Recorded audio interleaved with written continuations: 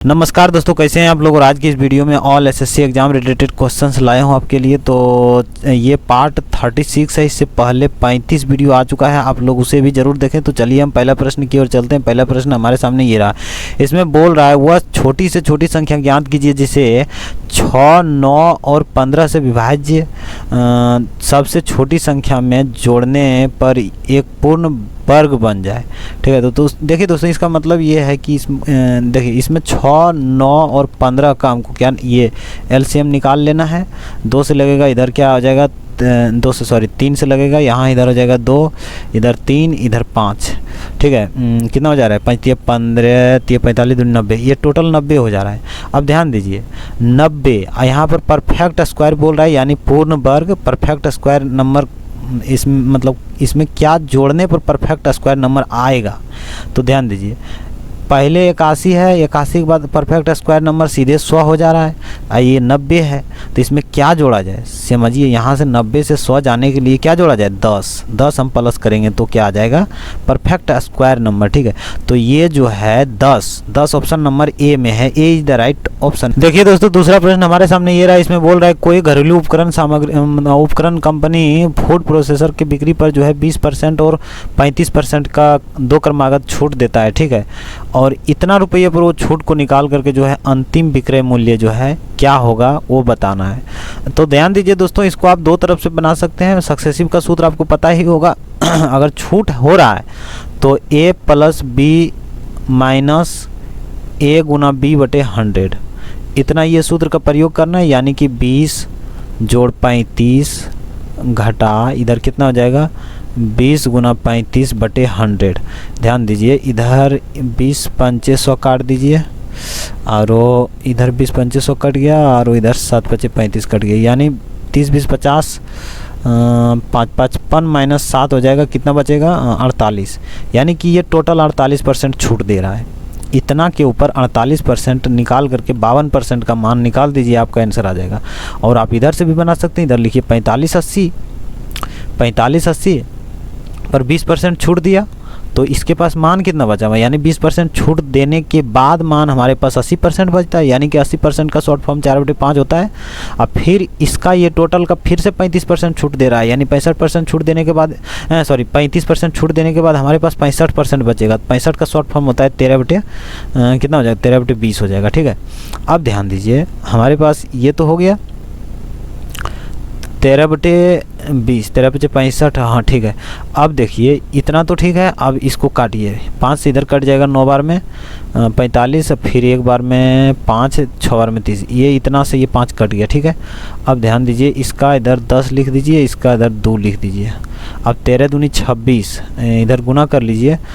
6 दूनी 12 की 1, 2 एकम 2, 1 3, 9 दूनी 18, 18 32 होता है। गुना 13 कीजिए, 13 दूनी 26 के 6 बाकी 2, 13 3 39, 2 41 के बाकी 4, 13 5 65, 13 8 चलो तल से 4 108 के बाकी 8 बाकी 10, 13 का 13 10 23, यानी इतना हो रहा है। और यहाँ पर 1 0 बचा हुआ है, इसका भी ध्यान देना है। यानी 1 अंक के बाद हमको दशमलव दे देना है।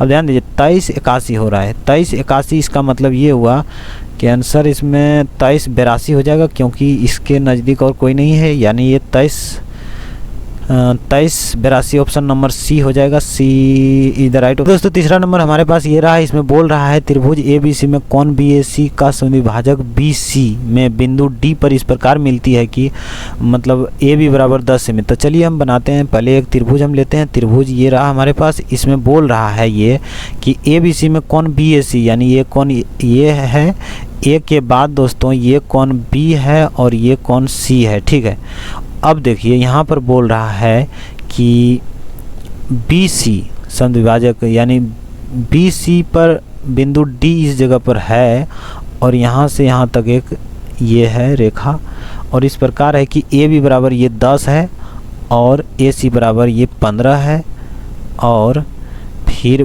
BD = 6 है, और ये BC यानी BC यहाँ से लेकर के यहाँ तक का मान ये पूछ रहा है।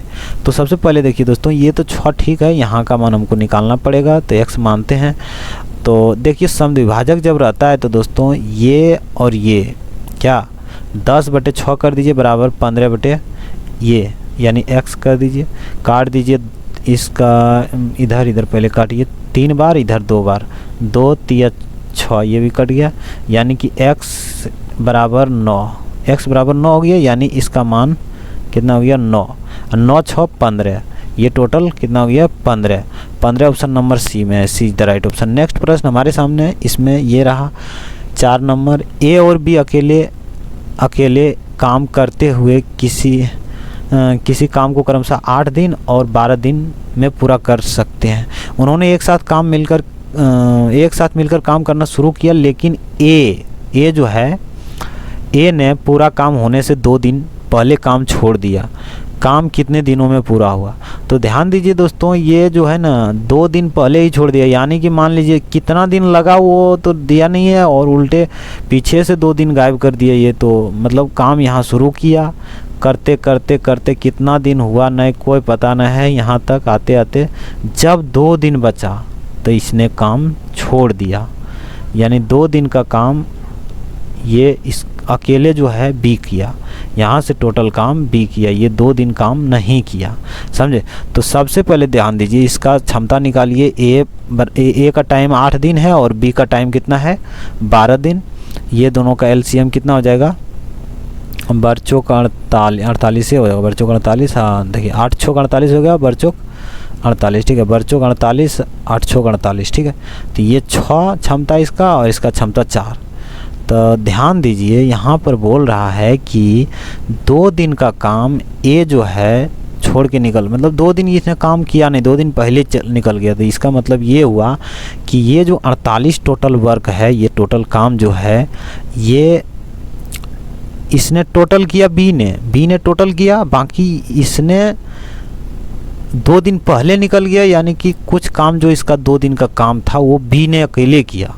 तो हम यहाँ पर क्या कर सकते हैं कि देखिए ये 48 है, ये टोटल काम है, ये तो दोनों मिल के किया, हम तो भागा देंगे। हम इधर जैसे देखिए शॉर्टकट में बनाने के लिए हम इसका उपाय मतलब सोचना पड़ता है, तो उपाय सोचेगा तो दोस्तों पता चलेगा कि ये 48 दोनों मिल के किया, लेकिन 2 दिन जो पहले निकल गया ये ए जो है 2 दिन पहले निकल गया, क्यों ना हम इसमें ऐड कर देंगे 2 दिन का काम, 2 दिन का काम हम ऐड कर दिए इसका क्षमता के साथ, यानी 6 गुना 2।